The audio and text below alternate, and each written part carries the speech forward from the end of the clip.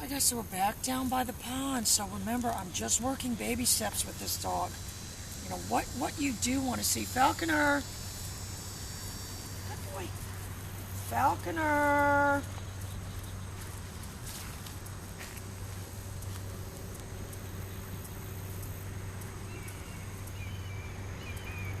You know, we always take an inventory of the dog's behavior in the beginning. And if you remember the very first video, he would barely sniff the treat.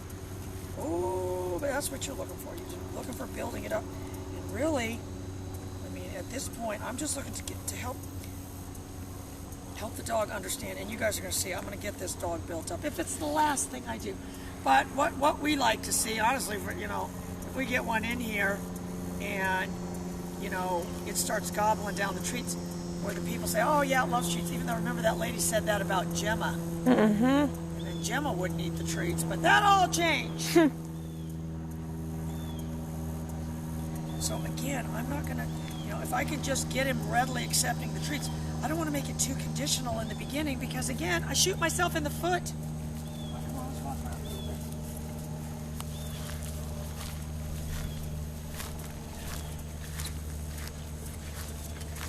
Anyway, one of my old clients is coming to get a puppy today.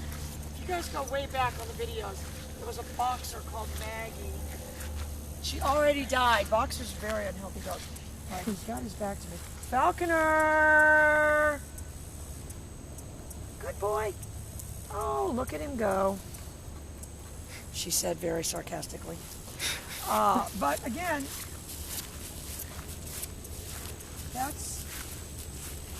it's very strange. The rabbits get up on this plastic thing too. It's very bizarre. Let me tell you what, these rabbits are full of coccidia. Alright, so I don't know if I can get him to come from that far, but you're still looking to try to get them when their back is turned and stuff. But that's what I've got in the back of my mind, that I am going to build up this dog's food drive, and then I'm going to go from there.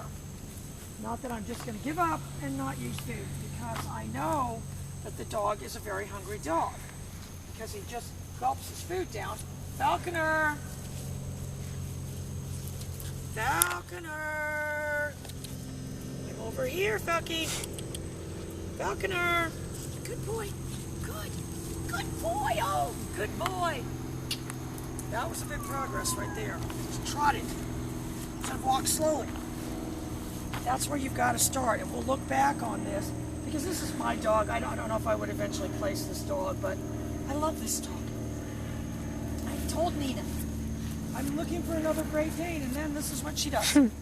I also told her I was looking for a little deaf bulldog, and then she found me, she's the one that found Bricks.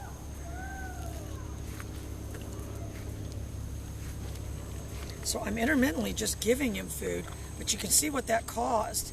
Oh, look at his little tail wag. He's deciding it tastes very delicious. Let's see if I can get him. I want him to swim.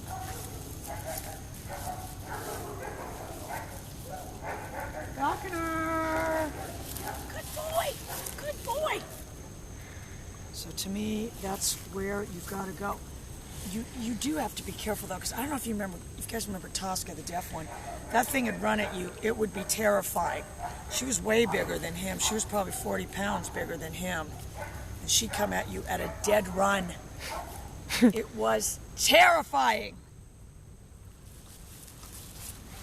Falconer! Good boy!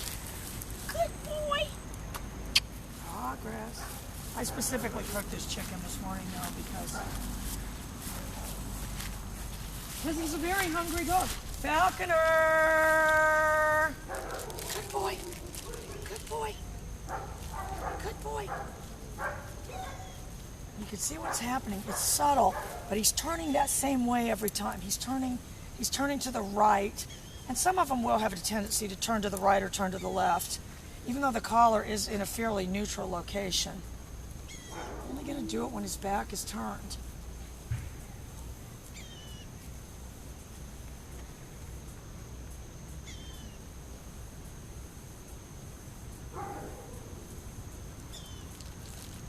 Falconer! Holding it down. Falconer, good boy! See, I said that. I was just getting ready to say, too, as soon as I say they turn a specific direction, they turn the other way. Some are ambidextrous. Turn to the right, they turn to the left. A lot of them, though, you could juxtapose the videos next to each other, and it's the exact same maneuver over and over again. Oh, the taste of this chicken. It's delicious. You know, because remember, this dog was starved, and it was fed the cheapest dog food, so I don't think he was getting a lot of chicken at his house. You know, and I'm sure you're saying, well, why is she just giving him the food? Because that's the barrier that I've got to overcome. Falconer! You saw my little move. It's very, very slow. That's the move that we're going to have. And one day I'll look back and say, remember when he used to go real slow? Where were those days? Because he's taken off running a few times around here, and let me tell you what, it's terrifying. Falconer! He's ambidextrous because he did turn that way too. So remember, you guys, that's the rule you're following. Only calling him when his back is turned. I'm starting the pager slightly before, and I'm holding it down until he turns.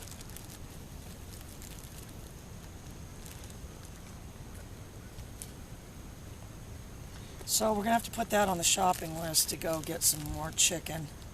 I do think I have some. No, you know what? I've got some chicken cutlets in there that I got for tacos the other night. I can thaw those out to use tomorrow. Okay. Oh, look at his little happy face. So what's happening is he is becoming more interested in the treats. Oh, he's very gentle. He's not like...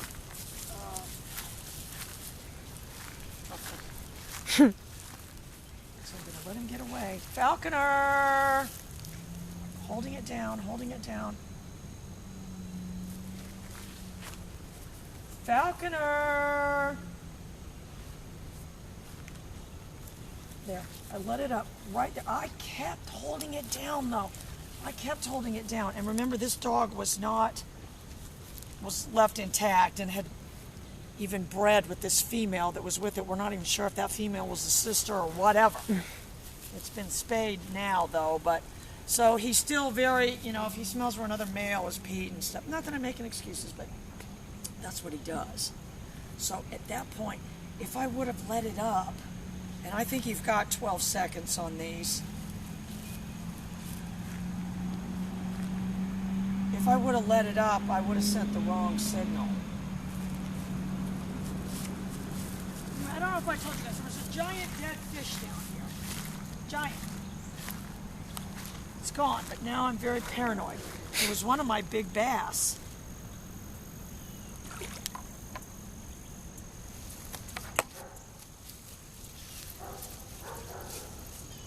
Falconer! Got a real nice spin that time.